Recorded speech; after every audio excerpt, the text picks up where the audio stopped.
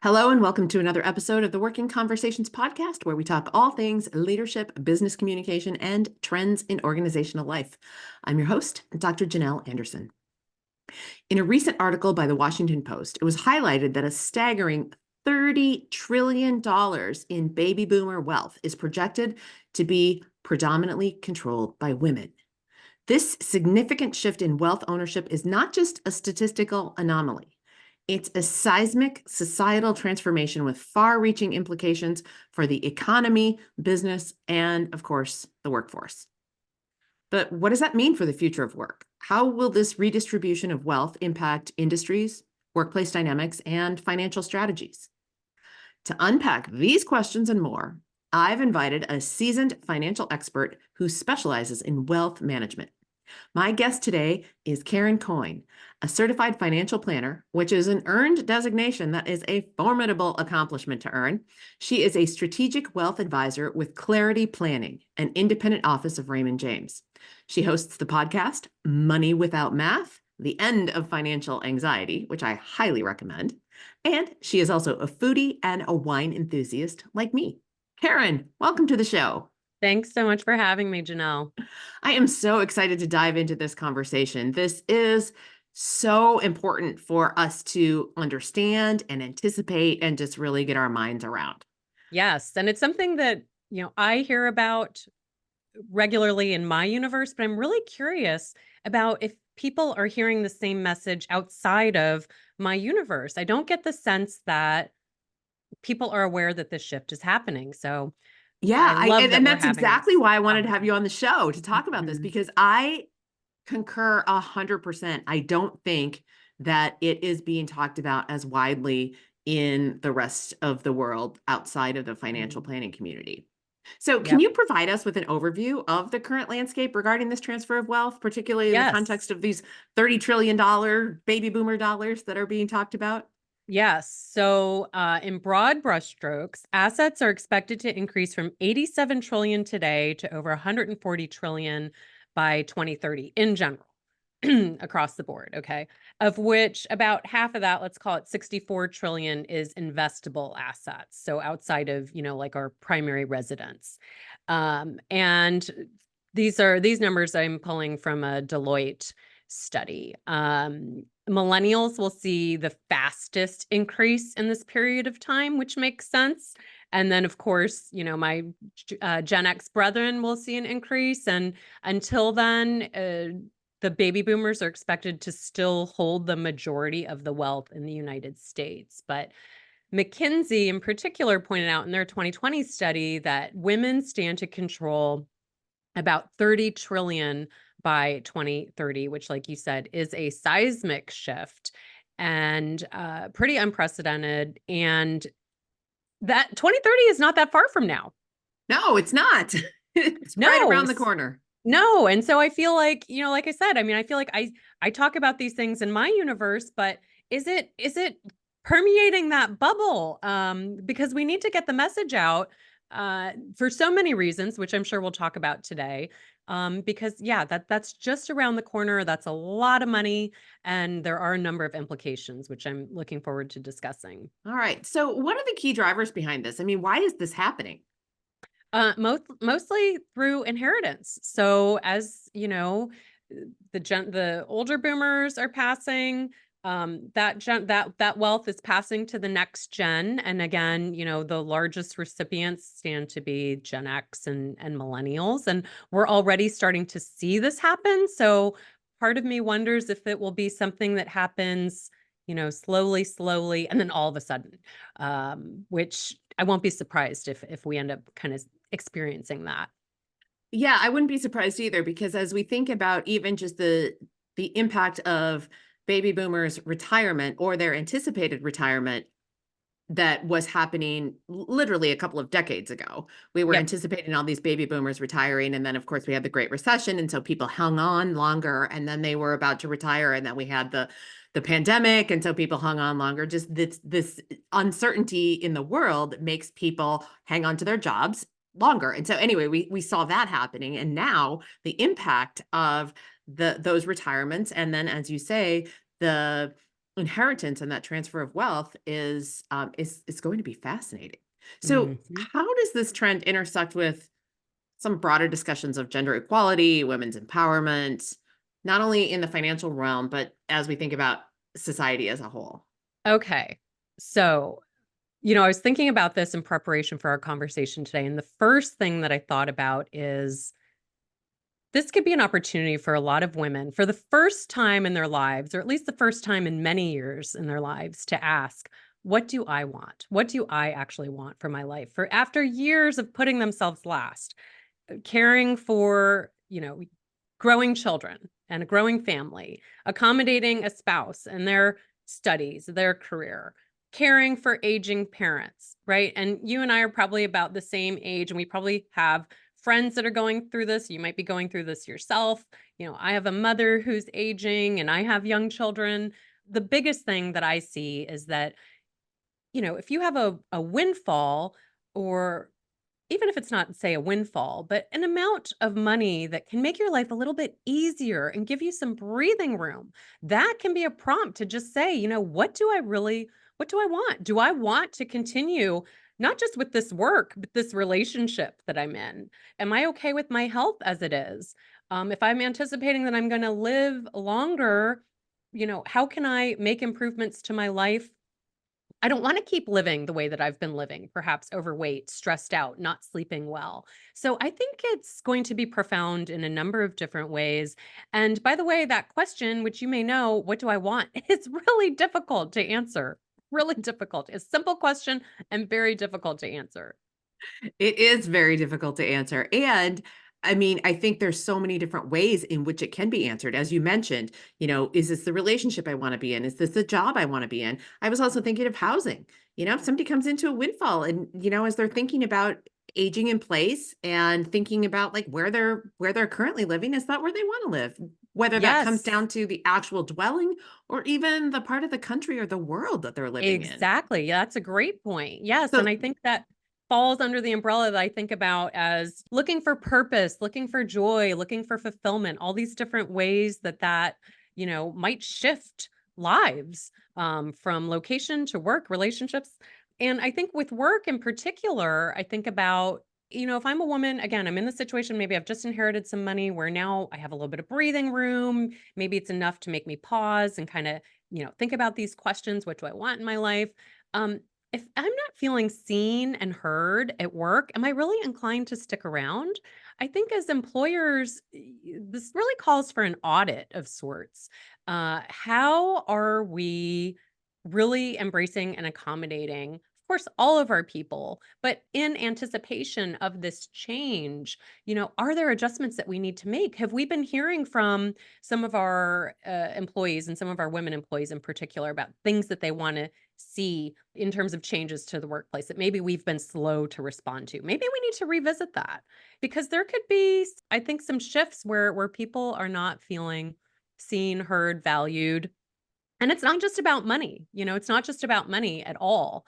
We all know women who, and right, and not just limited to women, but people who've left high paying careers because they didn't feel seen, heard, valued, or they were just overworked. So, I mean, I think that there's a big opportunity for employers to kind of do an audit of sorts. And if they haven't been asking the questions, they need to ask the questions. If they've been asking the questions, then they need to use that answers to actually act and not just you know, let it end after the conversation.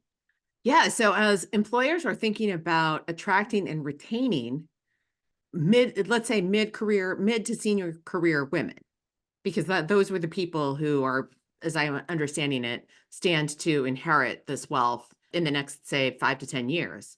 So thinking about how do we attract and retain those folks and really make a place in the organization where they can excel and speak up and be heard and be seen and really contribute everything that they're able to contribute instead of holding Exactly. back. Yep. I think a lot of times and I'm right there in that category myself of, still have kids at home, have an aging mother, in that sandwich generation. And when you think about taking some of the constraints and some of the other things that we're always busy thinking about and caring for everybody and putting ourselves last after the dog is walked, then there's time to give myself a little space. Yep. But if some of those other constraints are off the table and I get to think about myself first, how does that change my work life? How does that change my career? What am I Mhm. going to be demanding or asking for or looking for in my work Mhm. life? Mhm. Fascinating. Uh-huh. Yes. I'm already seeing this in the work that I do with clients. And again, like we were just saying a few minutes ago with that kind of slow, slow, slow, and then all of a sudden. So I won't be surprised to see more of that, especially as we are getting closer maybe to that transition point in our careers anyway. So, what are some of the practical implications of this for businesses? Like, and are there any specific sectors where you're seeing it starting to happen first? Starting Or to see what happened. that redistribution of wealth and because you said that you're starting to see it happen already. Are there any trends in what you're seeing so far? I think the broad trend again is that you can't throw money. Like money is not the answer, right? So if someone is already in a high paying field, but it's very stressful, there's no flexibility, you can't throw more money at that person and expect it to solve the problem. Especially if So they've just inherited a bunch of money as well. It's like exactly. Right. Now it's doubly ineffective. A couple that come to mind are medicine. I think about some conversations I've had with clients and colleagues and friends in medicine, and especially in the specialties like surgery that are already very unfriendly to women. It will be interesting to see. It's kind of like this double-edged sword where you need more women to make the cultural changes that need to be made, but yet women either get there and say no mas, or they just say it's not even worth it to get into that space. So and now, right, with more money coming their way, which path will they choose? If there's an option for kind of flexibility and I can still get on this path without working myself to the bone, then that could be a positive outcome. But I think if that culture doesn't change, with these changes that are happening, then or we could see women leaving some of these fields. And then, that kind of makes me think of the wage gap and some of these, gender issues that we've been hearing about with we know that there's a wage gap, there's a wealth gap. And how will this contribute to that? I don't think that it's going to solve the wealth gap. I think it could be a net neutral, again, because in some ways you might have women leaving some high paid careers or not being driven to go to the next level on the corporate ladder. But on the other hand, you might have women starting new businesses, side hustles, slide hustles, whatever you want to call it. And we know that women entrepreneurs tend to hire more women and they tend to pay them better. So maybe the two will, net out, and we'll see a net neutral to maybe a positive. But I'm generally an optimist. That's just something where I don't think it's realistic to say that this transfer is going to close the wealth gap. Do I think it will help? Yes. But because we're not driven in the same way that men are with money, like I said, more money isn't going to keep us in a position if we aren't fulfilled. I just don't I don't I don't see that that's gonna close with this transfer. I could be wrong. I'm wrong a lot. Yeah, you raised some really valid points. And as you were sharing that, it reminded me of, especially as we were talking about the aging parents and so forth. I have a friend who is exactly in this position where her mother passed not long ago. She came into more money than she was expecting to, certainly at that time in her life. It allowed her to quit her job.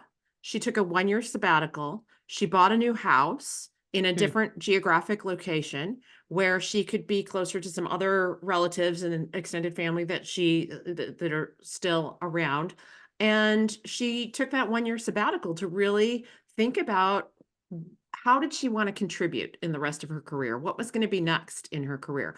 And she moved into an adjacent space in terms of her career trajectory, but she didn't go right back to the same thing she was doing. She moved into a space where she felt she could really give more and contribute more, and it is a more meaningful role for her. Right. See? Yeah, that's Isn't that fascinating? It is, it is. Now, one of the things in her experience, and let me ask you about this. So one of the things in her experience is she wasn't ready to she didn't feel equipped to handle that money. Yes. And I think she's done a very good job of, investing in real estate and, all the things. But what's your advice for people who are going to be in the position where they're going to potentially be inheriting a sizable chunk of money? How do they prepare? What should they be doing to get ready for that? Yes, I'm so glad that you pointed that out because that's not uncommon. Almost no one is ready when this happens. I get phone calls all the time from women in particular saying, I've never really been the point person. My spouse has always handled this and he just passed away, or I just inherited this chunk of money and I hate math. I hate dealing with this stuff. I mean, that is exactly why I created the podcast and I'm working on a book, which for the love of God will be done like any year now, but was written exactly for this woman. And it is to say, you know more than you think you do. You have what it takes. And we know research has shown that women are actually better investors than men. And I think what is so funny is that women are often painted as less confident. And to be fair, they do feel less confident, but it comes from a place, I believe, of wanting to be smart and make good decisions. So women tend to ask for help and take a more collaborative approach with their money as opposed to men who might be more inclined to DIY, right? And so women might be more inclined to hire a financial advisor so that they know that they're making good decisions. They're not operating in a vacuum. They're not, they want eyes and ears. Am I missing something? To me, that's smart. I mean, and that's what a lot of successful people do is that they hire people to fill in those blind spots where they don't have the skill set. And women are generally pretty good at that, at asking for help, particularly around money. And so my advice is we know this is coming, and we know statistically that we are the last woman standing. And so don't bury your head in the sand. And also don't underestimate your abilities. You are smart, intelligent, and you are already probably making a lot of good decisions. I see this all the time with the women that very woman who says, "Oh, I've never dealt with this stuff. I don't know what to do. I hate math. I'm not good at it. Help." Then when we come in and have a conversation together, I see that they've been contributing the maximum, to their 401k. They've got a rainy day fund that's probably has even too much money in it. They've started a 529 for their children. They're doing a lot of really good things. But yet the messaging that's just constantly thrown at them, which they've bought, is, "Oh, I'm not good at this stuff." So number one, lose that. You are equipped. And then again, don't delay. That might mean talking to an advisor now. And depending on your situation, finding a way to engage with an advisor on some level. Because what I have found is that I have seen clients go from completely phobic to, and I'm thinking of one client in particular who, she was one of my very first clients, about 20 plus years ago. She was super phobic. She hated dealing with all this stuff, but as I just described, highly intelligent and was doing all these good things, putting money away, maxing out retirement plans, etc. Well, she went from being totally phobic to, after years of us just meeting, having conversations, her showing up, she told me early on, like, she hates charts, graphs, don't give her that. And so I didn't. I listened, right? And said, "Okay, let's not talk about them. Let's talk about, what do you see as your plan for kind of easing out of your career and, sliding into your next chapter?" And we talked about those things instead. We talked about her charitable wishes. Now, today, she's like the go-to of her friends and family to be the trustee, the executor, the power of attorney. I mean, this is the person who was totally phobic, and now she's like the wanted financial point person. And so I don't think she's a standalone case. I think that, again, just by virtue of showing up, having the conversations now, before the crisis happens, before the money lands in your lap, you want to get acclimated. You want to have a team in place after those things have happened, and especially if it's a situation where it's your spouse, you're overcome with grief. That's a very difficult time to do all the homework, and even just to source a team is a lot. So look to do some of those things now. Okay, man, there was a lot to unpack in that answer. So let me just summarize a couple of the things I heard. Number one, ditch the story that you're not good at math or that you're not good with money or numbers. Just ditch that story. It's not serving. And as you say, it doesn't necessarily match the reality or the lived experience of what you see with a lot of women anyway. They really are doing the things. So then, number two, don't delay.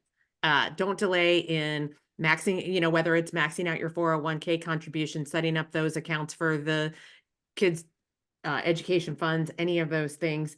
And then also don't delay in terms of finding your helpers, finding your Yes. team, putting that team together. And then, I also want to underscore, and I would say this is third, but maybe this goes up at the top of the list, is start thinking about what you want. So Mhm. that you can answer that question when the time comes and you're not necessarily feeling the pinch of that you need to be driven by a financial decision when you have that discretionary income or discretionary money, whether it's income or inheritance. What do you want? Because we don't want to be caught off guard with that. We want to be ready for that. Yes, that's really, you nailed it. I think that's, and again, that is a question it's a simple question and it's really difficult to answer and it takes time and it can change. So yeah, you know, kick it around when you're taking the dog for a walk. And kind of dig into that. And a great tool that a friend of mine, a colleague, Tracy Richmond, shared on a podcast we recorded a couple years ago is she uses this exercise and has some of her clients think about, like what were their dreams when they were a child? Going back, or maybe even just like not, but in your youth, like what were some of the things that got away from you? And going back to that to kind of maybe you want to be a horse trainer and you don't want to be a horse trainer now, but maybe that's still connected to something inside that you want to do. So just by stirring up and going way back to the beginning, that can produce some really fruitful results. That's great. I could just see the person who wanted to be a horse trainer now.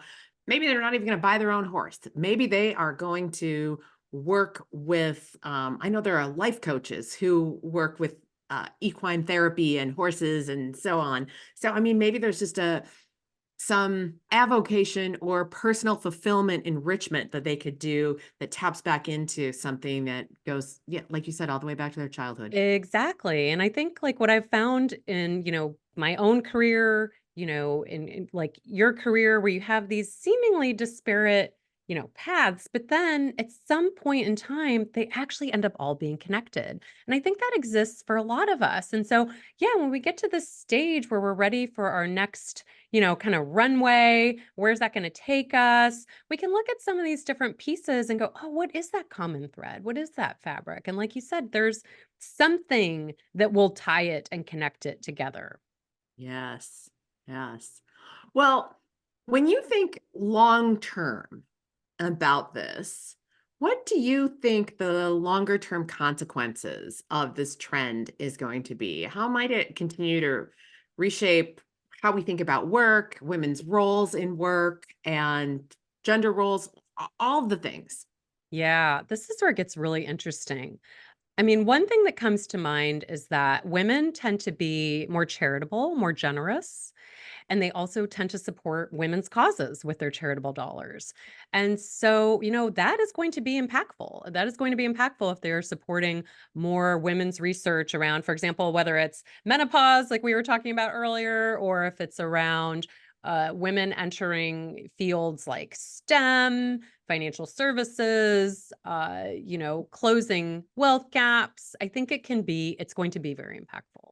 Women are also directing their cash towards companies that aren't just doing well for themselves. A lot of women are interested in sustainable investing, ESG, there's a number of different labels. I generally tend to think about the whole category as basically companies that are interested in more than just doing well for themselves. They're interested in improving the communities they serve, the people who work for them, the world at large. And they do it a number of different ways by, employing a diverse workforce, reducing their carbon footprint, right? Whatever it may be, or combination of different factors. But women are very interested in supporting companies like this that are transitioning to a more sustainable future. So that is a trend that I don't think is going to change. I think it's just going to get stronger, which is interesting, and like a whole separate conversation about kind of the ESG that's under fire right now, similar to like the DEI. But I think it's part of growing pains. It's just it's growing pains. It's not going away. ESG, or sustainable investing, is still kind of in its infancy as a category. It's a little bit of a wild west in terms of, there's a lot of different ways that people define it, use labels interchangeably. But the nature of people wanting to invest in companies that are not just destructive and that are, again, going to help us transition to a more sustainable economy, that interest is not going away. And women's dollars in particular are going to help fuel those companies. So that is something to keep an eye on. That is fascinating. And both women supporting women and women supporting causes, whether they be social movement causes or nonprofits, or where they're putting their investing dollars. And Yes. what it reminds me of is, and I think this is it. Back me up on this. I think you're going to back me up on this. But oftentimes when people come to me and they're not confident about something, let's say it's whether it's public speaking or the newly promoted manager who's giving performance reviews for the first time and they're just not confident in it. What I always tell them is that confidence comes from putting in the reps. The more performance evaluations you give, the more confident you get at it. The more difficult conversations you initiate, the more confident you get at it. The more public speaking you do, the more confident you get at it. So for the woman who wants to develop that confidence, and maybe it's confidence that she's going to need in the future when she does come into that inheritance. And maybe that is, X number of years away, hopefully it's not soon for any of you, but when it does come to pass that you are in control of those larger numbers of dollars, if you have put in the reps, educating yourself, working with someone like yourself to get that backup support and help and understanding, that I think that's what's going to set women up for the best options available. 100%, Janelle. I back you up 100%. And I say the exact same thing. And you can't fake it. There's no way to fake it till you make it. You have to put those reps in. You have to show up. And I don't think it has to be as painful and scary as people think. And again, this is where it does come down to your advisor, which, by the way, we'll talk maybe about next about the implications for financial services in particular. But there is a well-known statistic in our industry in financial services that up to 70% of women leave their financial advisor after their spouse passes. Ah, Why? Because they don't feel seen and heard. In those meetings, most commonly the advisor, which is a very male dominated field, is speaking to his male counterpart. And so the woman maybe is there, but she's not getting her reps in. She's at the meeting, but she's not getting reps because she's on, someone's sitting in the bench the whole time with the weights and she's waiting for them to get off the bench. Create the space for the reps to happen. Because what I've seen, again, in working with many clients over the years and male and female, usually in any relationship, you have one partner who's the point person and the other that, maybe defers a little bit more. But I always want to see both of them at the meeting. Because even, we kind of joke about it being osmosis. Even if one person is the point person, you're still there having the conversations. You know the vocabulary. You know what accounts we're talking about. You've learned the difference maybe between Roth IRA and, 401k, and just some of these things that, again, after a death, it's so much to take in all at once. I don't want that for anyone. What I really want is that, yeah, you get started now and getting this exposure a little bit at a time through phone calls, through meetings, through listening to a podcast. Maybe there's something in the newsletter that catches your eye. And little by little, you look back in 5 years and you go, oh my gosh, I know so much more today than I knew 5 years ago. And it's all just been from that continuous, even just small pieces of exposure. yeah. And also, what I'm taking away from what you just shared is that if you happen to be in a relationship where, let's say, your spouse was the one who selected the planner that you're currently working with, don't take a back seat. Sit at the table, be in that conversation, learn as much as you can. And if you're in a situation where you're looking for a planner, talk about that together, make that decision together so that you're not the spouse who decides to leave the planner after your spouse dies. Exactly. Yeah. Yeah. I mean, of course, I think credentials and experience are important, but there is a lot to be said for your comfort factor. Is this Yeah. someone that you're going to be comfortable sharing? I mean, it is like, you're bearing yourself just like you would to your physician. I mean, like you are really bearing yourself and sharing a lot of times more information with your advisor than your own family knows about you. And so Hmm. it is almost like hiring another family member. And so you have to feel comfortable. And if you don't, are you going to go to the meeting or are you going to find a reason to bail? Are you going to have to take Susie to softball practice because, no one else can do it and just find a way to wiggle out of the meeting? Yes, because you dread going to the meeting because you don't feel seen or heard. So, all the checklists that you traditionally find online about what to look for in a financial advisor, a lot of them are missing that crucial element of finding someone that you really mesh with and you really feel comfortable with. Because if you don't feel comfortable, you're not going to engage and it's not going to lead to a good outcome. Oh my goodness. I feel like there's such a great list of takeaways of things that we need to be doing. We need to ditch the story. That we're not good at math. We need to find all the helpers and get systems in place, maximize our contributions to things. We need to start now. We need to plan for what it is we might want to do, what we might want to change if it's that question that we love to ask, but maybe don't spend enough time asking. If money was no object, really, Hmm. what would we want to Yeah, and you do? know what I think a great exercise for that is? Buy a lotto ticket. A lotto ticket is a simple catalyst to get that swirling in your brain. Like, what would I do? What would I do if we won this windfall? And especially, a lot of people don't buy lotto tickets because they know it's wasteful and probably not going to win. But I do think it's a useful exercise in just kind of activating that part of your brain to go, what if? Absolutely, and as I like to say, and I think this comes from it might even be the Minnesota lottery, but some lottery that I have heard, if you don't play, you can't win. Like, Right. And I think the same is true just in general with our finances. If you don't play, you can't win. If you don't get Right. educated, if you don't understand what's happening in the world, you can't win.